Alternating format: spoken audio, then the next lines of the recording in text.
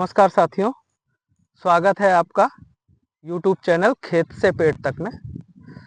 दोस्तों, अक्सर हम लोग मिट्टी में NPK और केमिकल फर्टिलाइज़र डालने पर जोर देते रहते हैं और अक्सर हम केमिकल फर्टिलाइज़र डालते भी हैं।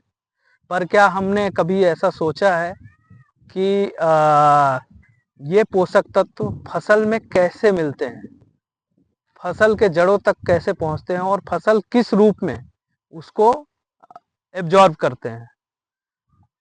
तो ये पोषक तत्व फसलों के जड़ों तक पहुंचते कैसे हैं और ये कौन पहुंचाता है, क्योंकि ज़्यादातर लोग फर्टिलाइज़र की मात्रा पर बात करते हैं लेकिन उस माध्यम एजेंट की बात नहीं करते। तो इन पोषक तत्वों की फसलों की जड़ों तक पहुंचाने में अहम रोल निभाता है। तो मैं आज उस एजेंट के बारे में बताना चाहता हूं जो लोग अक्सर इग्नोर करते हैं, जिसे एंजाइम्स कहते हैं।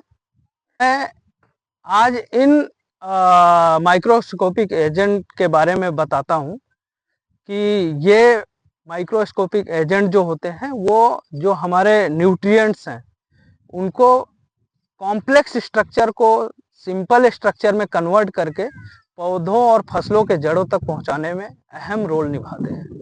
तो दोस्तों, मिट्टी में एंजाइम्स का क्या काम है, सबसे पहले इसको समझते हैं कि एंजाइम है क्या। तो एंजाइम ऐसे जैविक पदार्थ होते हैं जो रासायनिक क्रियाओं को तेज करते हैं। मिट्टी में जो माइक्रोब्स जैसे बैक्टीरिया, फंगी, एक्सिनोमाइसेट्स द्वारा बनाए जाते हैं और यही न्यूट्रिएंट्स को कॉम्प्लेक्स रूप से तोड़कर उसको सिंपल रूप में लेकर आते हैं और पौधों के जड़ों तक पहुंचाने में मदद करते हैं। कि दोस्तों, एग्जाम्पल के लिए हम बता रहे हैं यूरिएज एंजाइम्स, जो मिट्टी में उपलब्ध यूरिया को अमोनिया में कन्वर्ट करता है जिससे कि पौधों को नाइट्रोजन मिलता है। फास्फोटेज एंजाइम्स, जो कि मिट्टी में उपलब्ध फास्फोरस को सॉल्युबल बनाता है। और डिहाइड्रोजनेस एंजाइम्स, जो कि मिट्टी में बायोलॉजिकल एक्टिविटी को संकेत देता है। एंजाइम बढ़ाने के तरीके कौन कौन से हैं उसके बारे में हम चर्चा करते हैं दोस्तों, कि अगर एंजाइम बढ़ाना है तो हमें ऑर्गेनिक फार्मिंग की ओर ही रुख करना पड़ेगा। क्योंकि क्या होता है, केमिकल फर्टिलाइजर से हमारे जो भी यहाँ पे जो जीवाणु रहते हैं वो सब मरने लगते हैं या वो धीरे धीरे करके खत्म हो जाते हैं। तो उसके लिए हमें ऑर्गेनिक फार्मिंग में आना पड़ेगा और ऑर्गेनिक फार्मिंग शुरू करने में दोस्तों बहुत ही फायदा है। जैसे कि मैं बता रहा हूँ कि अगर एंजाइम्स बढ़ाना है तो उसमें हमें जैविक पदार्थ की मात्रा बढ़ाकर, जैसे गोबर की खाद, हरी खाद बढ़ाकर हम एंजाइम्स की मात्रा को बढ़ा सकते हैं। रिसर्च में यह भी पाया गया है कि ऑर्गेनिक कार्बन बढ़ाने में एंजाइम एक्टिविटी कई गुना बढ़ जाती है। बायो फर्टिलाइजर डालना चाहिए जैसे कि एजोटोबैक्टेरियोस, पीएसबी, ट्राइकोडर्मा, राइजोबियम।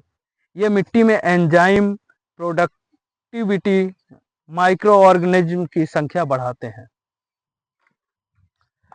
जीवामृत और पंचगव्य, ये सूक्ष्म जीवों को बढ़ाने और बनाए रखने में काफ़ी मदद करता है। रासायनिक खादों को कम करना चाहिए और जो हमारी खेत है उसमें नमी बनी रहे। नमी बहुत ज़रूरी है क्योंकि लगभग 45 डिग्री सेंटीग्रेड के ऊपर जैसे ही टेम्परेचर जाता है तो जो हमारे इसमें माइक्रोब्स होते हैं वो मरने लगते हैं।